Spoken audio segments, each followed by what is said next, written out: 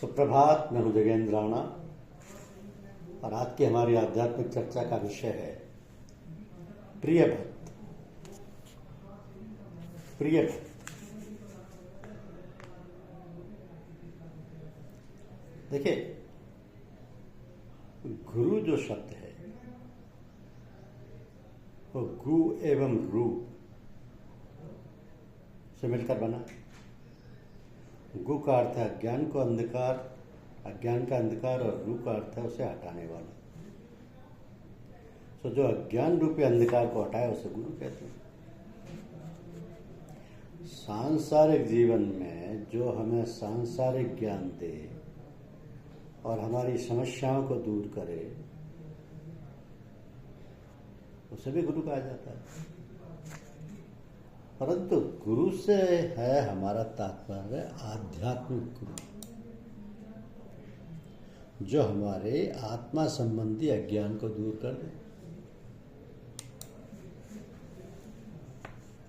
तो साधकों को एक गाइड या पथ प्रदर्शक की आवश्यकता होती है। जब हमको रास्ता नहीं मालूम तो हमको एक पथ प्रदर्शक चाहिए, एक गाइड चाहिए। और अगर हमें मालूम है तो गाइड की आवश्यकता नहीं है। लेकिन यदि ध्यान से देखा जाए तो मालूम चलता है कि सांसारिक जीवन में भी हम दूसरों से ही सीखते हैं और सीखते ही रहते हैं। जब हम पैदा होते हैं तो हमारी माँ गुरु होती है, वही हमें चलना सिखाती है, बोलना सिखाती है, खाना सिखाती है आदि। जब हम थोड़ा बड़े हो जाते हैं और स्कूल जाने लगते हैं तो स्कूल के अध्यापकों से हम सीखते हैं। फिर माता पिता तो हमें वयस्क होने तक अनेक विषयों की जानकारी देते ही रहते हैं। तो जब हमें साधारण सांसारिक ज्ञान प्राप्त करने के लिए भी गुरु की आवश्यकता होती है,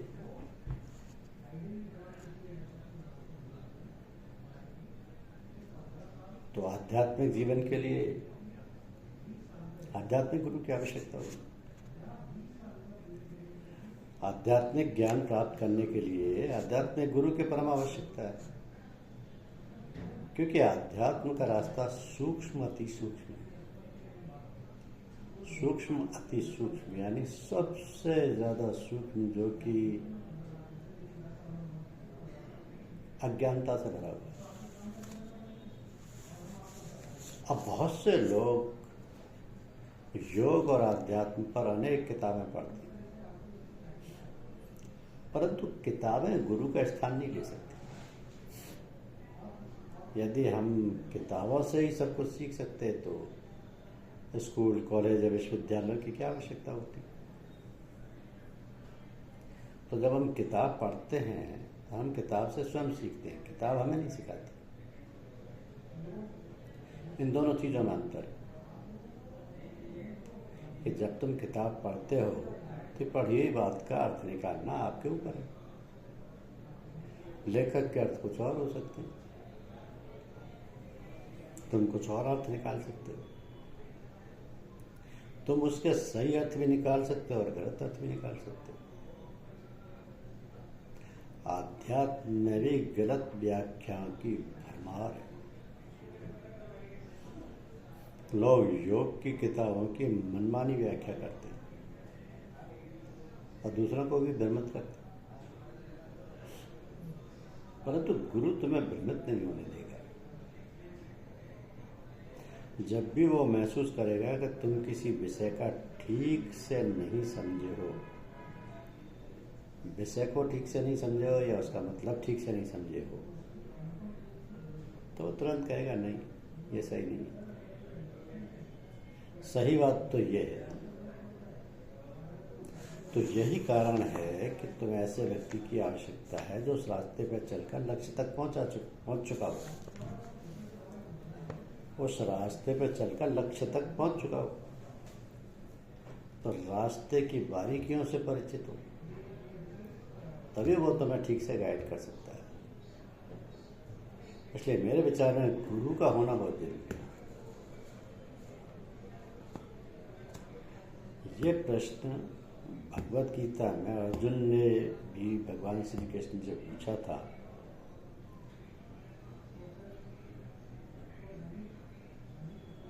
कि गुरु में क्या गुण हो, हम गुरु को हम कैसे पहचानें। तो गुरु वो जो सत्य को जानता हो और न भली प्रकार से प्रतिष्ठित हो, वह स्थित प्रज्ञ हो, अर्थात प्रज्ञा या ज्ञान में स्थित हो। परंतु तुम ये कैसे जानोगे कि वह स्थित प्रज्ञ है या नहीं, यह बहुत मुश्किल है, क्योंकि हम सभी देखने में एक जैसे लगते हैं। स्थूल रूप से गुरु हमारे जैसे ही लगता है, क्योंकि उसका हमारे जैसा ही शरीर है। कई बार तो वो हमसे भी अधिक बीमार या कमजोर लगता है, तो हम गुरु को कैसे पहचानें। भगवान श्री कृष्ण गीता में कहते हैं कि दुखों की प्राप्ति में उद्वेग रहित है मन जिसका, सुखों की प्राप्ति में दूर हो गई स्पृहा जिसकी, और नष्ट हो गए राग भय और क्रोध जिसके, ऐसा मुनि स्थिर बुद्धि कहा जाता है। जो पुरुष सर्वत्र स्नेह रहित हुआ, उन शुभ और अशुभ वस्तुओं को प्राप्त होकर न प्रसन्न होता है और न द्वेष करता है, उसकी बुद्धि स्थिर है। ऐसे व्यक्ति गुरु कहलाने के योग्य होते हैं। तो वास्तव में गुरु ऐसे व्यक्तियों का शरीर नहीं, उनका मन नहीं, उनकी बुद्धि नहीं, वरन उनकी आत्मा है। केवल आत्मा में ही पूर्ण समता हो सकती है। गुरु उस व्यक्ति में या उस व्यक्ति के हृदय में स्थित परमात्मा है। अतः गुरु से हमारा अभिप्राय शरीर नहीं वरन आत्मा है, और आत्मा तो सभी में है, सर्वव्यापी है। अतः गुरु भी सभी में है। वास्तव में तुम सभी गुरु हो। समस्या बस यही है कि सत्य को बहुत कम लोग जानते हैं। एक समय था कि जब हम इस सत्य को जानते थे, परंतु अब हम भूल गए। तो एक आत्मज्ञानी गुरु समुद्र की तरह से होता है, हर तरह से परिपूर्ण, जैसे सब ओर से परिपूर्ण अचल प्रतिष्ठा वाले समुद्र के प्रति नाना नदियों के जल उसको चलायमान ना करते हुए समा जाते हैं, वैसे स्थिर बुद्धि पुरुष के प्रति संपूर्ण भोग किसी भी प्रकार का विकार उत्पन्न किए बिना ही समा जाते हैं। तो ऐसा पुरुष परम शांति को प्राप्त होता है, ना कि भोगों को चाहने वाला। आत्मज्ञानी गुरु सभी चाहों से, सभी इच्छाओं से ऊपर होता है। वो कभी कुछ नहीं चाहता, और क्योंकि वो कुछ नहीं चाहता तो सभी चीजें उसे चाहती। क्या मजेदार बात नहीं है। इसलिए भगवान कृष्ण ने समुद्र का उदाहरण दिया कि समुद्र कभी भी आमंत्रण नहीं देता, हे गंगा मेरे पास आओ, हे यमुना मेरे पास आओ। परिपूर्ण समुद्र अपनी महानता में स्थित रहता है, और तभी सभी नदियां कहती हैं कि हे समुद्र, हम तुम्हारी विशालता को, तुम्हारी परिपूर्णता को प्रेम करती हैं और तुम में मिलकर स्वयं भी पूर्ण बनना चाहती हैं। और नदियों का क्या होता है? जब वे समुद्र में मिल जाती हैं, मिलने से पहले उनका अस्तित्व होता है, उनका नाम होता है, रंग रूप होता है। परंतु जब वे अपने प्रियतम समुद्र में मिल जाती हैं तो अपना अस्तित्व खो देती हैं और उसमें मिलकर स्वयं समुद्र बन जाती है। तो यह एक बात ध्यान देने की है, मानो कि तुम पूर्ण संतुष्ट हो और तुम कुछ नहीं चाहते, तब सब कुछ तुम्हारे पास स्वतः आने लगता है। तो क्या होगा? धीरे धीरे तुम्हारा अहम बढ़ने लगेगा। सच है ना? परंतु समुद्र के साथ ये बात नहीं। चाहे उसमें दुनिया भर की नदियां आकर मिलती हैं, परंतु वह गर्भ से नहीं फूलता और उसके जल का स्तर उतना ही रहता है। तो इस प्रकार समुद्र हमें 2 गुण सिखाता है। वो कुछ नहीं मांगता और सब कुछ मिलने पर भी गर्भ से नहीं फूलता। तो ये दोनों गुण स्थित प्रज्ञ गुरु में भी होते हैं। इससे तुम ये भी अनुमान लगा सकते हो कि स्थित प्रज्ञ गुरु के शिष्यों के प्रति क्या भाव होते हैं। क्या गुरु कभी शिष्य बनाता है? नहीं, गुरु शिष्य बनाने में कभी रुचि नहीं लेता। वास्तव में गुरु कभी अपने को गुरु घोषित ही नहीं करता। शिष्य ही उसे ज्ञानी जानकर गुरु की पदवी प्रदान करते। गुरु तो अपना ज्ञान तक प्रदर्शित नहीं करना चाहता।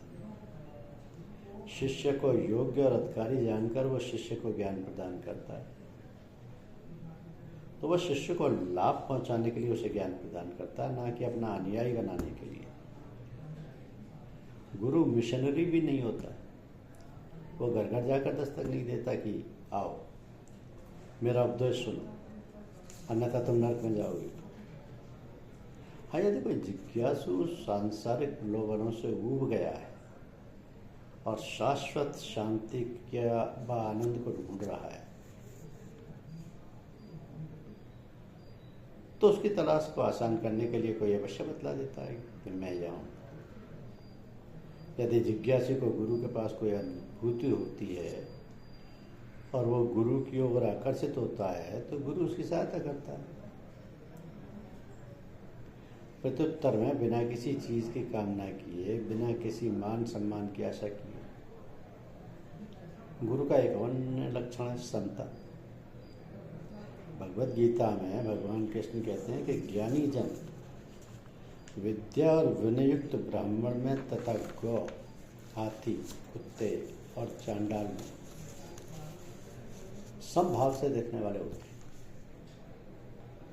ऐसा पुरुष सब भूतों में द्वेष भाव से रहित एवं स्वार्थ रहित, सबका प्रेमी और हेतु रहित दयालु है तथा ममता व अहंकार से रहित, सुख दुखों की प्राप्ति में समर्थक्षमावान है। तो गुरु की दृष्टि सूर्य के समान होती है। सूर्य जितना अपना प्रकाश महलों को देता है, उतना ही वो टूटी फूटी झोपड़ी को देता है। इस प्रकार की समता हम प्रकृति में हर जगह देखते हैं। एक गुलाब उतना ही महकता है, चाहे उसे तोड़ा जाए या चुराया जाए या खरीदा जाए। वो कभी नहीं कहता नहीं, मैं तुम्हें अपनी खुशबू नहीं दूंगा क्योंकि तुमने मुझे चुराया है। ये सिर्फ मनुष्य ही है जो भाषा, धर्म, जाति, देश, चमड़ी के रंग के आधार पर भेदभाव करते हैं। परंतु प्रकृति और भगवान तो समदर्शी होते हैं तथा भगवान में लय आत्मदर्शी, गुरु में भी समदर्शिता के गुण होते हैं। तो भगवान कृष्ण भगवत गीता के 11वें अध्याय में भी आत्मज्ञानी गुरु के गुणों पर प्रकाश डालते हैं। वो कहते हैं कि जो ध्यान रोग में युक्त हुआ, निरंतर लाभ हानि में संतुष्ट है तथा मन और इंद्रियों सहित शरीर के बस में किए हुए मेरे में दृढ़ निश्चय वाला है, वो मेरे में अर्पण किए हुए मन बुद्धि वाला मेरा भक्त मेरे को प्रिय है। तो जिससे कोई भी जीव उद्वेग को प्राप्त नहीं होता है और जो स्वयं भी किसी जीव से उद्वेग को प्राप्त नहीं होता है तथा जो हर्ष, शोक, भय और उद्वेग आदि को से रहित है, वो भक्त मेरे को प्रिय है।